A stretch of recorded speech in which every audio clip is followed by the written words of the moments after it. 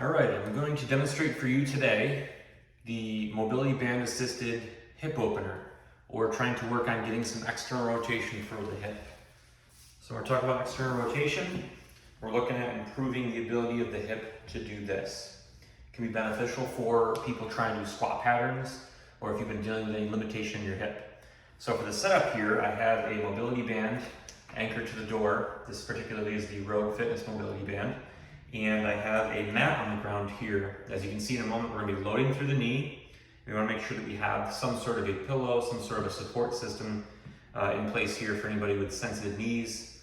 And if that's you, you definitely wanna have something underneath your knee. So we wanna put the band up as high as we can go, inside the thigh of the leg that we're working on. And we're gonna pull ourselves away from the wall as far as we can go. So once we're in that position, what we want to do is you want to work on turning our foot inward and then sitting back in that position. So the band is pulling the hip outward. If you're doing it correctly, what you should feel is you'll feel a stretch sensation here in the back part of the hip. Now you have two options. Once you're in that position, you can feel the stretch. One is what we call a contract relax. So that is to tighten up your hip or your glute muscles as tight as you can go. As you do that, you'll feel a little bit extra stretch sensation. Gonna hold that for anywhere from 5 or 10 seconds total. And then as you relax, you're trying to get that hip further out, so you're feeling the stretch further.